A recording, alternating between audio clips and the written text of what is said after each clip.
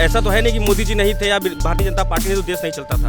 एक दिन में एग्जाम नहीं करवा पा रहे, कहीं ना कहीं आपके सिस्टम को तमाशा नहीं है। जो जनता को कुचलने का काम करता है उसको मोदी गवर्नमेंट, योगी गवर्नमेंट मिलकर कुचलने का कार्य कर रहा है। सबको सरकारी नौकरी नहीं मिल सकती 22 करोड़ की पॉपुलेशन में। अभी व्हाट्सएप यूनिवर्सिटी में तो नहीं है, आप हैं बनारस हिंदू यूनिवर्सिटी में, है ना, तो व्हाट्सएप से तो दूरी बना के रखिए। जो इनको भी फ्री अनाज मिला है, अब उससे ये नहीं है कि वो योगी गवर्नमेंट को ही वोट देंगे, वो उसके लिए स्वतंत्र है। उनको जो उचित लगेगा वो वोटिंग उसको करेंगे। कई बार परीक्षाएं रद्द हो जा रही हैं। अभी यूपी टेट का हुआ, ठीक है, इसके पहले कार्रवाई नहीं होती थी, लेकिन भाई बुलडोजर चला ना। कोरोना है, आप सारे काम कर रहे हैं, आप रैलियां कर रहे हैं, उसके लिए कोरोना नहीं है। और एग्जाम का रिजल्ट देने में, ऑनलाइन एग्जाम हो रहा है, उसका रिजल्ट आने में 4 महीने लग रहा है। जब कांग्रेस की गवर्नमेंट थी केंद्र सरकार में, 2012 की बात कर रहा हूँ, उस समय एसएससी सीजीएल की भर्ती आती थी 15,000, 16,000, 18,000, ठीक है। आईबीपीएस की भर्ती आती थी 15,000, 16,000, 18,000। इसमें भर्ती आ रही है 6,000, 6,500, 7,000। जनते ब्याज दे से परेशान कौन है? जो पढ़ लिया है।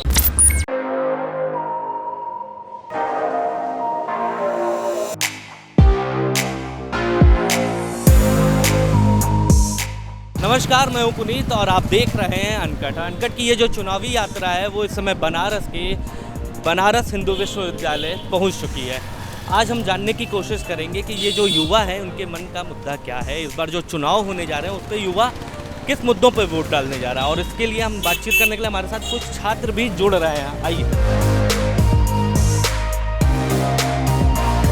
ये विपक्ष कहता है, हर प्लेटफॉर्म पे कहता है कि जैसे केशव प्रसाद मौर्य हैं, उनको वो स्कूल मंत्री बताते हैं, फोटो सोशल मीडिया पे डाल के शेयर की जाती है। देखिए, अगर आप ये बोल रहे हैं कि जाति के ऊपर फोकस किया जा रहा है, पहली चीज मैं बोलूं, ठीक है ना, ये मेरा बयान नहीं है, क्योंकि चुनाव चल रहा है, विपक्ष दलों का यही आरोप है, तो इससे आप कितना इत्तेफाक रखते हैं? आप लोगों का क्या स्टैंड है? देखिए, मैं ये बता रहा हूँ, पहले जो भी स्कीम्स आती थी अखिलेश गवर्नमेंट के समय में, पीसीएस की भर्ती आती थी, आपको लाइन से एक जाति विशेष के लोग दिखाई देते थे, ठीक है। जितनी स्कीम्स होती थी या जितने पद होते थे सब उनको मिलते थे। लेकिन इस समाज में अगर हर समाज को बराबर का वो हिस्सा वो दिया गया है, हक दिया गया है, और सब लोग हैं, तो आप ये कैसे कह सकते हैं? कई बार परीक्षाएं रद्द हो जा रही हैं। अभी यूपी टेट का हुआ, ठीक है, इसके पहले कार्रवाई नहीं होती थी, लेकिन भाई बुलडोजर चला ना, जिन्होंने पेपर लीक कराया था उनके ऊपर कार्रवाई हुई ना। वो लंबा समय देखिए, पूरे प्रोसेस में अगर बात रोजगार की जाए तो SSC CGL staff selection commission combined graduate level सन 2019 का पेपर हुआ है, ठीक। 2022 आ गया, अभी तक भर्ती क्लियर नहीं, अभी तक क्लियर नहीं, ठीक है, अभी तक भर्ती क्लियर नहीं हुई। आपको नहीं लगता है कि 20 से 22 लाख लड़के प्री का एग्जाम देते हैं और 1,20,000 लड़के प्री क्वालिफाई करके मेंस आते हैं, और आप 1,20,000 का ऑल इंडिया में एक दिन में एग्जाम नहीं करवा पा रहे हैं? कहीं ना कहीं आपके सिस्टम को तमाचा नहीं है? नहीं, ये देखिए, बात पेपर मैंने भी दिया, ठीक है। ये पहली बात तो कोविड के चलते लेट हो गया, ठीक है। आप सरकार को किसी मुद्दे पे क्रिटिसाइज करते हैं तो करिए, लेकिन उसके चलते आप क्या, आपके पास मेरा एक सिंपल सा कोटेशन है कि जब तक आपके पास किसी एक चीज़ का सब्स्टिट्यूट ना, उसको रिप्लेस ना कर सकते हैं, आप उसका बिल्कुल क्रिटिसाइज कीजिए, वो बनता है आपका। सब्स्टिट्यूट ना होना इंपॉर्टेंट नहीं है, ठीक है ना। हम लोग अपने दिमाग में एक इमेज बना लेते हैं कि नहीं, हमें चावल दाल अच्छा लगता है तो हम चावल दाल ही खाएंगे। अच्छा। ऐसा तो है नहीं कि मोदी जी नहीं थे या भारतीय जनता पार्टी ने तो देश नहीं चलता था, ठीक है, देश तब भी चलता था। सब्स्टिट्यूट मिलते रहते हैं। अखिलेश यादव के टाइम पे भी सिपाही भर्ती वाला अभी तक चल ही रहा है उसकी, तो ऐसे में क्या लगता है? देखिए भैया, आरोप हमेशा लगता है जब सत्ता में आप रहेंगे समस्याएं होंगी। ऐसा नहीं है कि अगर मैं कल को मुख्यमंत्री बन जाऊं तो मैं सब कुछ सही करूंगा। अगर कोई व्यक्ति बड़े पद पे होगा तो उससे गलतियां होंगी। मैं ये नहीं कहूँगा अखिलेश यादव बहुत सही हैं या योगी जी बुरे हैं, मगर सबसे इंपॉर्टेंट बात यह भैया कि मैं नहीं कह रहा हूँ कि आप जैसे जब कांग्रेस की गवर्नमेंट थी केंद्र सरकार में, 2012 की बात कर रहा हूँ, उस समय एसएससी सीजीएल की भर्ती आती थी 15,000, 16,000, 18,000, ठीक है। आईबीपीएस की भर्ती आती थी 15,000, 16,000, 18,000। इसमें भर्ती आ रही है 6,000, 6,500, 7,000। तो या तो पद खत्म हो गए हैं, और जो भर्ती आ भी रही है सर, आपको उसको कराने में 3 साल लग रहा है या रद्द हो जा रहा है। कोरोना है, एक मिनट, कोरोना है, आप सारे काम कर रहे हैं, आप रैलियां कर रहे हैं, उसके लिए कोरोना नहीं है। और एग्जाम का रिजल्ट देने में, ऑनलाइन एग्जाम हो रहा है, उसका रिजल्ट आने में 4 महीने लग रहा है। देखिए, ये बात में, इस बात में ऐसा नहीं कि मैं कुछ बोलूँगा, इस बात में भैया से मैं सहमत हूँ कि ये जो प्रोसीजर है जल्दी होना चाहिए। यूपीएसआई का एग्ज़ाम लिया गया, आंसर की दिसंबर में आ गया। आपको नहीं लगता कि जो बच्चे एग्ज़ाम दिए होंगे, अब तो मन में डाउट चल रहा है कहीं अखिलेश की सरकार आ गई तो भर्ती रद्द न हो जाए? अब जो लड़का 125 नंबर ले आके अपने घर परिवार में मिठाई बांट चुका होगा कि मेरा 125 क्वेश्चन सही है, बस मैं दौड़ निकालूंगा, दरोगा बन जाएगा, अब उसके दिमाग में डर है। ये महंगाई मुद्दा है या नहीं है? देखिए भैया, इन्फ्लेशन तो आप जानते हैं कि समय के साथ बढ़ता ही बढ़ता है, और जो इंटरनेशनल अगर आप उसको कवर कर रहे होंगे, जो जियो पॉलिटिक्स चल रही है, वॉर भी चल रहा है, उसके चलते आपको पता है कि तेल महंगा होना ही होना है। रशिया अभी दाम नहीं बढ़ रहा है तो क्या माना जाए कि चुनाव के बाद बढ़ेगा? नहीं, मुझे नहीं लगता चुनाव के बाद बढ़ेगा, क्योंकि अभी जो चल रहा है वो ये भी, जैसा अभी आपने थोड़ी देर पहले व्हाट्सएप का जिक्र किया, तो व्हाट्सएप पे एक जिक्र ये भी आ रहा है कि चुनाव के बाद, क्योंकि बाकी जगहों पे देखिए 41 साल की सबसे बड़ी मंदी अभी अमेरिका देख रहा है, यूएस देख रहा है, तो उसका इम्पैक्ट कहीं ना कहीं उसका असर भारत पे भी नहीं आना है। तो ऐसे में ये नहीं लगता कि 7 तारीख के बाद जब चुनाव खत्म होता है और उसके बाद दाम बढ़ेगा या नहीं बढ़ेगा? मतलब मैं पूछ रहा हूँ, बढ़ेगा सर, डेफिनेटली बढ़ेगा। देखिए, अगर आप ये चुनाव से लेट करके बोल रहे हैं तो मैं उसका नहीं कह सकता, लेकिन जो अभी इंटरनेशनल जियो पॉलिटिक्स चल रही है उसको लेके मैं पक्का कह सकता हूँ, क्योंकि आपका जो ऑयल एक्सपोर्टर कंट्रीज़ हैं, आपका सऊदी अरब हो गया, उसने भी रशिया को सपोर्ट कर दिया है, तो कहीं ना कहीं इस कॉन्फ्लिक्ट के चलते ऑयल के प्राइसेस बढ़ेंगे। पीएम मोदी के बनारस संसदीय क्षेत्र हो गया, 2014 में वो पहली बार जीते, उसके बाद कितना बदला है बनारस, आप सब लोग बताइए। देखिए, बहुत ज़्यादा बदल गया, बहुत ज़्यादा। ठीक है, जैसे कि मैं जहाँ रहता था, मैं एकदम गली में रहता हूँ, वहाँ पे आपको पूरा पहले की बात बता रहा हूँ, जो इलेक्ट्रिफिकेशन सिस्टम था वो अपना रॉड वाला था आपका, तो पूरा तारों का जंजाल था, अभी पूरा अंडरग्राउंड हो गया है। आप कौदलिया चौराहे चले जाइए, वहाँ पे जो सड़कें थी वो पहले बहुत ख़राब थी, अभी आप जाके देखिए क्या फर्स्ट क्लास आपका वो बन गया है। आप मल्टी लेवल पार्किंग देख सकते हैं जो कि बना अभी हाल में, अभी काशी विश्वनाथ कॉरिडोर देख सकते हैं आप, ठीक है, अमूल का प्लांट देख सकते हैं आप, रमना में आपका STP बन रहा है, ठीक है, इस तरीके के बहुत सारे आपके प्रोजेक्ट चल रहे हैं। देखिए, अब सरकार तो बनती है आपकी राज्य लेवल पे, ठीक है, तो राज्य सरकार से मेरी हम लोग 5 साल देख लिए, ठीक है, जिस तरीके से चलता रहा, हम लोग को ये सही सरकार चाहिए और कोई सरकार हम लोग को चाहिए नहीं। और बाकी भाई मोदी जी से थोड़ा बोलना चाहेंगे कि थोड़ा एम्प्लॉयमेंट जो सेंट्रल लेवल पे चल रहा है उसका प्रोसीजर थोड़ा फास्ट करते हैं। जैसे परेशान कौन है? जो पढ़ लिया। क्यों? अरे अब जो नहीं पढ़ा है, कक्षा 10 फेल है, उसको गाँव पड़ोसी रिश्तेदार नातेदार कोई कुछ भी नहीं करे, क्या करोगे? कुछ रिक्शो चलाएगा। यहाँ कहा है कि लड़का बीटेक कर ले, तो भैया क्या करेंगे? अब आगे क्या? अब आगे 12th पास हुआ, अब आगे क्या? बैचलर किया, अब आगे क्या? MBA किया, आगे क्या? हाँ, मतलब जो करते रहेंगे, फिर आगे क्या करना है वो वापस तेता चलते आ रहा है। रोजगार हमेशा से मुद्दा है और रहेगा। सर देखिए, जिस प्रकार से हमारा जो है कि हमारे देश का और हमारा जो वोट करने का जो मुद्दा है वो है शिक्षा और नेशन, और साथ ही साथ सड़क, बिजली, पानी, जो फंडामेंटल मांग लोगों की होती है, जो कि हमने जो है कि पिछले 5 सालों में देखा कि हमारी बीजेपी गवर्नमेंट बहुत ही मजबूती के साथ जो है कि इस मुद्दे का जो है कि एकदम तन मन धन से इसका निर्माण कर रही है। तो हम लोग जो है कि अभी तो देख रहे हैं कि हमारे यूपी में, इस यूपी चुनाव में जो है कि बीजेपी की लहर जो है और वो पूर्ण बहुमत से बीजेपी की सरकार बन रही है। तो नहीं लगता कि रोजगार एक बड़ा मुद्दा है यूपी में? बिल्कुल सर, रोजगार भी मुद्दा है, तो रोजगार की भी जो है कि समाधान निकाली जा रही है। जैसे कि सर हम आपको बता दें कि तमाम जो है कि इंडस्ट्रीज और तमाम कंपनियां startup India, make in India के तहत बनाई जा रही हैं, जिसमें हमारे इस प्रकार के युवा, जैसे ये सब कुछ MBA के लोग हैं जो है, ये लोग भी MBA करने के बाद इनको भी चाहिए जॉब चाहिए जो है, तो जॉब के लिए ये जो है कि अपने खुद के बिजनेस में जो है कि इन्वॉल्व होंगे, और जिसमें कि मोदी गवर्नमेंट और जो बीजेपी गवर्नमेंट बहुत ही सहयोग कर रही है। देखिए, आपको एक बात पता होगा कि मार्क्स में 19-20 होता है तो रिजल्ट पूरा बिगड़ जाता है, ये बात मानते हैं आप? तो सेम चीज़ राजनीति में भी अभी जो जिस तरीके का चुनाव चल रहा है उसमें भी 19-20 है। तो अगर मैं आपसे ये पूछूं 19-20 में कौन है, तो 19 पे कौन है, 20 पे कौन है आपके? देखिए, मेरे ख्याल से 20 में हमेशा योगी जी रहेंगे, क्योंकि 5 साल में हम लोग बनारस के हैं और पहले भी बहुत साल से रहते आ रहे हैं। भैया ने बोला बिजली की बात, ठीक है, पहले बिजली का हाल इतना बुरा था कि सब बात नहीं किया जाती, लेकिन अभी के लिए पहले हर घर में इन्वर्टर लोग खरीदते थे गर्मी के समय में, लेकिन अभी इन्वर्टर किसी घर में आपको मिलेगा नहीं, क्योंकि आपकी जो लाइट है वो 20 से 24 घंटे आ रही है। और रही बात आपके रोजगार की, तो जब आपके देश में, प्रदेश में शासन व्यवस्था बढ़िया होगी, जो कि योगी जी के अंडर बढ़िया है, तभी आपकी बड़ी बड़ी कंपनीज आएंगी।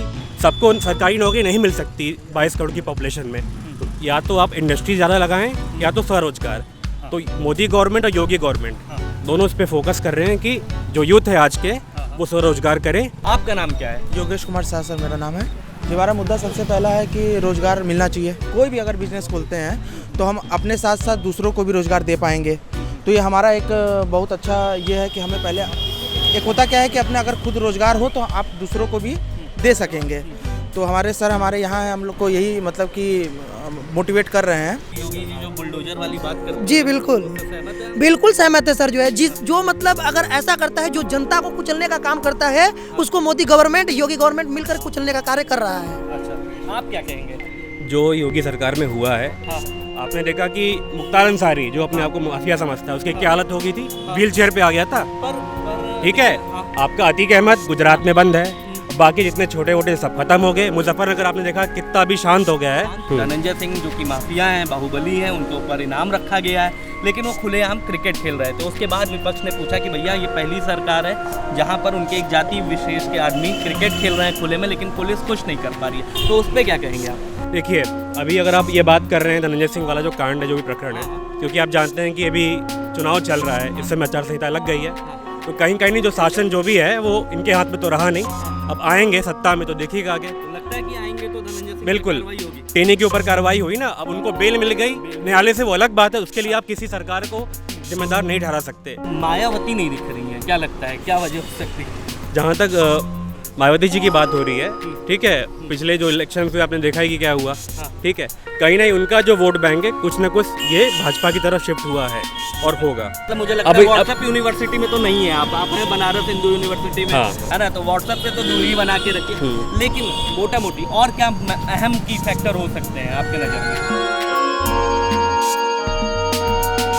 फ्री अनाज है ये वोटरों को जिंदा रखने के लिए नहीं, जनता को जिंदा रखने के लिए, गरीबों को जिंदा रखने के लिए योगी गवर्नमेंट ने जो है कि इसका पहल किया था। जो है कि कोरोना के दौरान पूंजीपति जो हैं वो तो खा लेंगे कैसे भी करके, जो है उनका बिजनेस केवल बंद रहेगा, लेकिन उनको जिंदा रहने में कोई असुविधा नहीं होगी। लेकिन एक गरीब व्यक्ति जो डेली जो है कि कमाता है और डेली खाता है, ऐसे लोगों के लिए जो है कि मतलब वो एक ही रास्ता था कि उनको गवर्नमेंट ने जो है कि फ्री में अनाज और कहीं कहीं तो भोजन भी बंटवाया गया, जो है फ्री में बनवा करके, जिससे कि वो जिंदा रहेंगे। अब वो जो जिंदा है, जो इनको भी फ्री अनाज मिला है, अब उससे ये नहीं है कि वो योगी गवर्नमेंट को ही वोट देंगे, वो उसके लिए स्वतंत्र है, उनको जो उचित लगेगा वो वोटिंग उसको करेंगे। जो है सरकारी नौकरी होना चाहिए, तब लोग अच्छे आने वाले जनरेशन को आगे बढ़ाएंगे, पढ़ाएंगे, लिखाएंगे। और जब उनका जनरेशन यहीं मर जा रहा, रोजगार नहीं मिल रहा है, तो आने वाला जनरेशन कैसे आगे बढ़ेगा? तो मुद्दा क्या है? मुद्दा है कि माने सरकार को देना चाहिए, रोजगार देना चाहिए, और रोजगार जो है कि रेलवे को कंपनी के थ्रू भेज दिया, BHU को कंपनी के थ्रू दे दिया, पुरानी पेंशन ख़त्म कर दिया। पेंशन वाली बात आपने बोली हमें, तो वो पेंशन वाला तो बाकी सरकारें कह रही हैं कि वो आएंगी तो नई पेंशन लागू कर, पुरानी पेंशन लागू कर देंगी। तो ये इस वाले पेंशन में दिक्कत क्या है? ये जो पुरानी नई पेंशन में है कि माने जोड़ जाड़ के इकट्ठे दे देंगे, वो ऐसे है कि बुढ़ापे का वो सहारा रहता है, हर महीने मिलता वो है, ज़्यादा बेहतर है आपके लिए। बेहतर है। तो अभी आपको भी पुराना, आप क्या चाहते हैं, पुराना वाला पेंशन? अरे पुराना पेंशन तो हर लोग चाह रहे हैं, हम ही थोड़ो चाह रहे हैं, आने वाला जनरेशन भी चाह रहा है। आज भी अपॉइंटमेंट हो रहा है तो वो सोच रहा है कि पुराना पेंशन लागू हो, NPS हट जाए, लेकिन कहाँ होगा? बाकी सरकार के काम से कितना खुश हैं आप? सरकार देखिए, हम लोग नौकरियां हैं, सरकार तो जो भी रहा थोड़ा बहुत उसमें कटौती किया, कोई बेनिफिट तो दिया नहीं। आने वाले जो मान लीजिए जो सरकार इस तरह का था तो हम लोग उसी सरकार को चाहेंगे। अच्छा, ठीक है, बहुत बहुत शुक्रिया, आपने हमसे बात की। तो देखिए, ये तो वही हैं जो पुरानी पेंशन की बात पे अटके हुए हैं, कह रहे हैं कि पुरानी पेंशन और रोजगार देखिए कहीं ना कहीं ना आदमी कितना भी, ये देखिए ये कह रहे हैं कि घर बेच के आइए आप कंपनी को दे देगा, वो आने वाला जनरेशन क्या करेगा? भाई क्यों शिक्षा दे रहे हो? उससे अच्छा है कि घर पर वो रहेगा, कुछ परिश्रम करेगा। क्या है कि अभी बेचने की जो बात है, एक सेक्टर है जो है जिसको हम प्राइवेटाइजेशन कहते हैं। प्राइवेटाइजेशन का मतलब ये होता है कि प्राइवेट सेक्टर में देखिए सर, 1991 में जब न्यू इकोनॉमिक पॉलिसी आई थी, मनमोहन सिंह लेकर के आए थे, जो है कांग्रेस गवर्नमेंट थी सर, जो है LPG 1991, उसको आज भी जो है MBA के छात्र, BCom के छात्र, सभी छात्र पढ़ रहे हैं। उसका मतलब यह है कि हमने पहले कंपेयर किया और यह देखा कि जो मैनेजमेंट गवर्नमेंट सेक्टर से ज़्यादा इफिशिएंट और इफ़ेक्टिव जो है प्राइवेट हाथों में है, उनको प्राइवेट हाथों में दे करके, और जो अभी बच्चे शिक्षित होंगे वो अपना खुद स्टार्टअप बनाने के लिए तैयार हो रहे हैं। जो है उनको इतना कैपेबल बनाया जाए कि वो अमेरिका जैसे कंट्री में लोग अपना बिजनेस स्टार्ट करते हैं, वैसा बनाने का प्रयास किया जा रहा है। जो है और अभी सर आपको बता दें एक रेलवे का कर्मचारी मिला था। अमेरिका बनने में सर समय लगेगा सर। अमेरिका 1776 में आज़ाद है, हम 1947 में आज़ाद है।